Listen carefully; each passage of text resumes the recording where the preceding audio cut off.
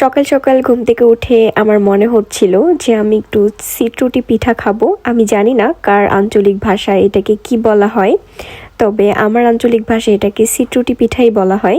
তো আমার এখানে তখন সকাল প্রায় 10টার কাছাকাছি বাজতেছিল। তো ঘুম থেকে উঠিয়ে দেখি অনেক স্নো পড়তেছিল বাইরে, আর এত ঠান্ডার ভিতরে আসলে কি খাবো ভালো লাগতেছিল না। আর আমার কাছে যেহেতু চালের গুঁড়া বা চাল ভিজিয়ে রেখে ব্লেন্ড করে ওইসব ঝামেলা করার মতো আসলে সময় নেই, আর চালের গুঁড়াও ছিল না। আমার কাছে প্লেন যে ময়দাটা সেটা ছিল, দিয়ে হচ্ছে আমি মানে লবণ আর হালকা একটু তেল দিয়ে কুসুম গরম পানি দিয়ে আমি আটাটাকে গুলিয়ে নিয়ে ভাবলাম যে হাত দিয়ে ছড়িয়ে ছিটিয়ে যতটুকু পারি ট্রাই করে দেখি। আর সিটরুটি পিঠা বা কোনো পিঠা আসলে আমি বানাতে পারি না, তো যতটুকু আসলে রান্না শিখেছি এখানেই। তো কথা হচ্ছে যে আমি সিটরুটি পিঠাটাকে যে উল্টাতে হয় না, মানে সিটিয়ে দিয়ে এটা সেদ্ধ হয়ে যাওয়ার পরে আসলে উল্টিয়ে নিতে হয়, মানে ভাঁজ করে নিতে হয়। দেখতেছেন আমি কিন্তু এমনভাবেই রাখিনি, আমি কিন্তু আবার উল্টে পাল্টে ভাজছি।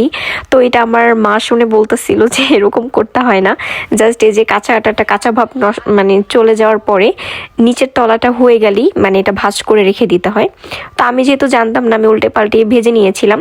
তো যাই হোক, খেতে কিন্তু অনেক মজা হয়েছে। তো যারা আমার মতো দেশের বাইরে থাকেন বা হাতের কাছে সবসময় সবকিছু থাকে না, চাইলে কিন্তু আটা দিয়ে এটা করা যায়। মানে একটা দোসা দোসা টাইপের হচ্ছিল, লাইক ক্রিস্পি হচ্ছিল এবং সফটও ছিল ভিতরে। আমার কথা হচ্ছে যে আমি পারি না বা আমার হাতের কাছে সবকিছু নেই বলে যে আমি কিছু মানে চেষ্টা করব না বা আমার ক্রেভিংস হয়েছে আমি খেতে পারবো না, বিষয়টা এমন না। যতটুকু যাই আছে ততটুকু দিয়ে আমি ট্রাই করি।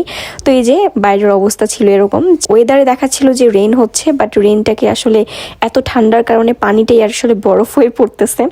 তো খুবই খারাপ একটা অবস্থা। এই অবস্থায় আসলে দেখতে যতটা সুন্দর, মানে স্নো স্নো এরকম দেখতে যতটা সুন্দর, আসলে থাকাটা অনেক কঠিন। আর এইদিকে আমি একটু মাটন এটা গরম দিয়ে নিলাম, কারণ আমি এটা মাটনের ঝোল দিয়ে বা মাটন দিয়েই খাবো। আর আমি যখন মাটন বা বিফ যেটাই রান্না করি না কেন, আমি মিনিমাম 2 কেজির উপরে রান্না করি। যেমন 2-3 কেজি একসাথে রান্না করে পরে ডিপে রেখে দিই।